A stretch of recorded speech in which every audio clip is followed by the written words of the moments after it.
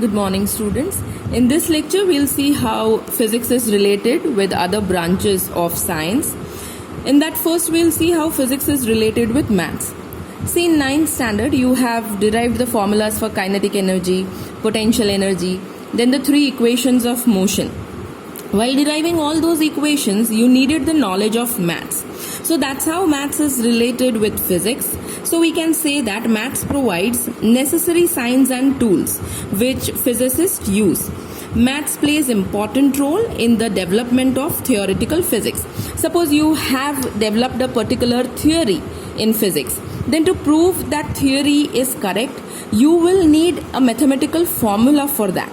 And to obtain that mathematical formula, you will need the knowledge of maths. So that's how maths and physics are related. Now we'll see the relation of physics with chemistry. See, one simple example I'll tell you. Suppose you might have studied the chemical reactions.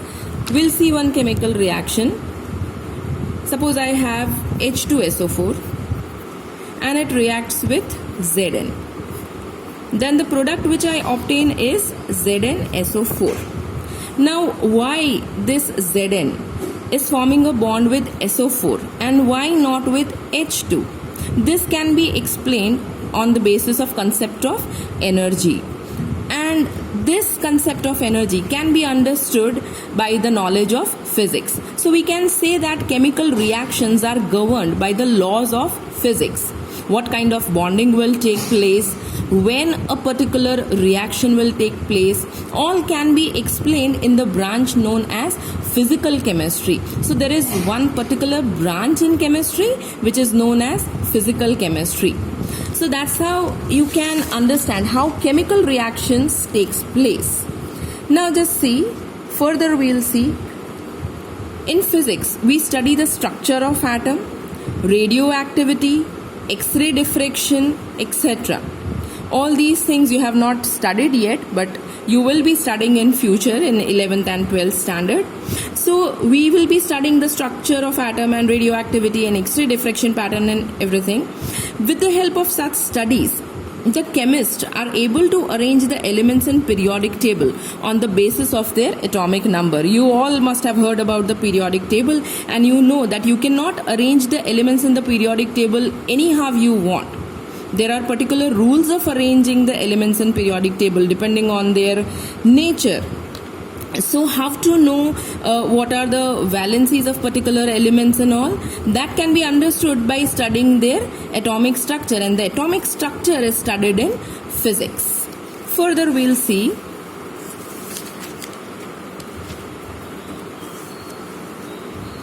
that this knowledge of atomic structure and the knowledge of the arrangement of elements in the periodic table will help to know the nature of the valency and the chemical bonding and to understand the complex chemical structures. Then we'll see how physics is related to biology. See, without the help of physics, you cannot have any progress in the branch of biology. Why like that? Because to understand any structure, you will need microscopes, and how you will be forming microscopes. To prepare a microscope, you will need the concepts of physics. You will need to understand how the lenses works, how the mirror works, right? So for that you have optical microscope.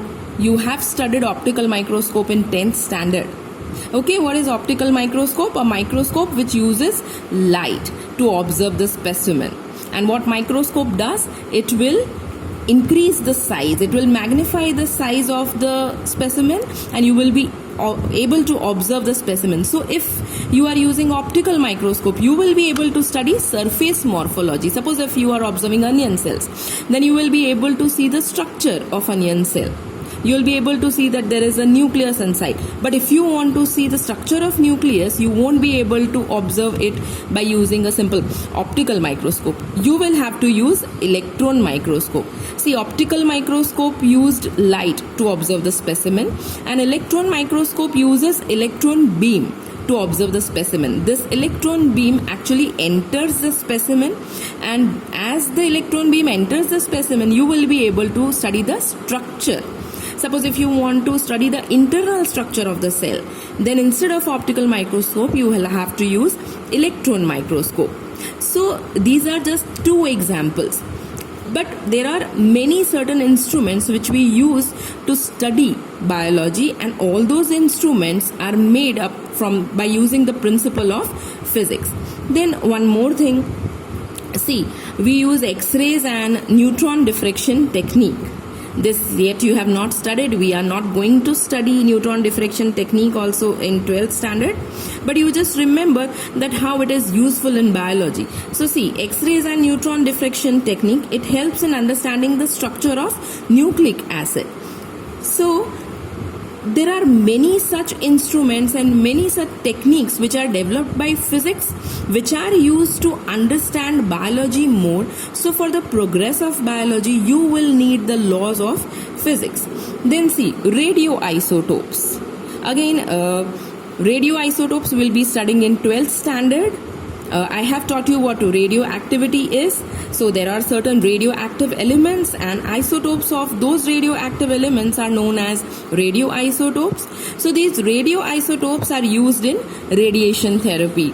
You know that in cancer we use radiation therapy. Then for obtaining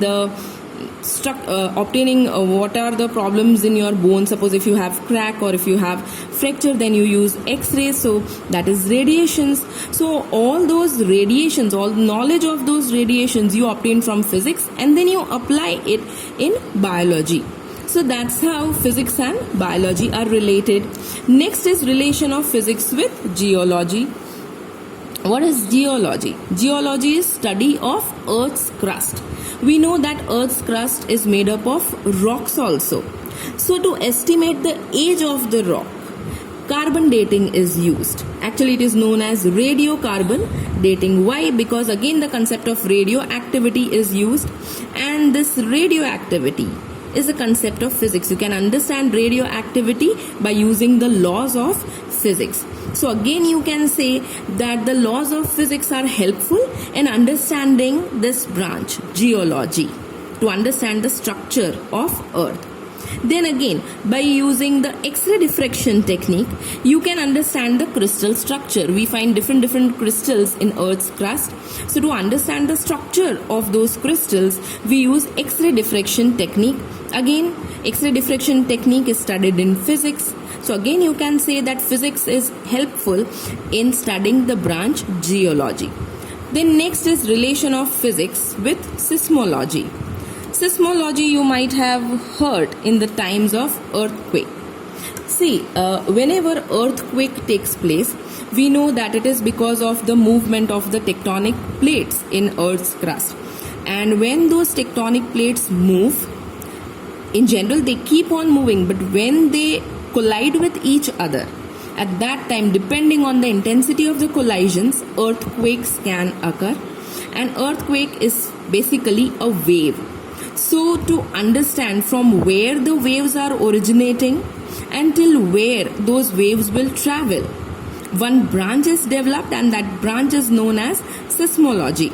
So see, in seismology, the movement of Earth's crust and the type of waves so produced helps a lot in the study of earthquake.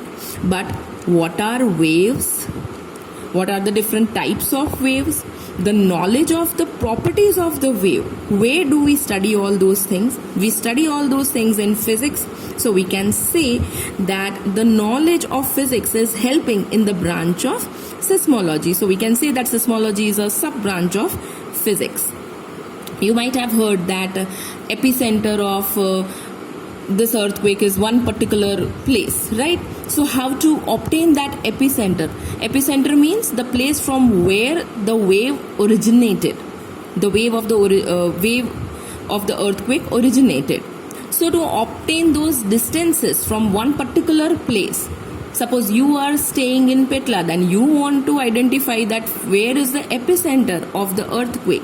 Then you have to measure the speed of the waves, the type of the waves you have to understand. So all that you can study with the help of physics. Next is the relation of physics with meteorology. Meteorology is basically weather forecasting. So how to do weather forecasting. In news you might have heard, last portion of the news is weather forecasting. What is the temperature, what is the humidity? Suppose if it is rainy season, then they give you information about the rain, or else they might tell you that 2 days you have to take care, it is a chance of very heavy rainfall. So how they determine that we'll be having heavy rainfall in future 2-3 days and all that? How all those things can be determined? So that is determined by the variation of pressure in temperature. This all thing you are not going to study in 11th also and not in 12th also, but at present you just remember this just to understand how physics is related with meteorology. So by studying in the variation of pressure with temperature, we can forecast weather also. Okay, so this was the relation of physics with meteorology.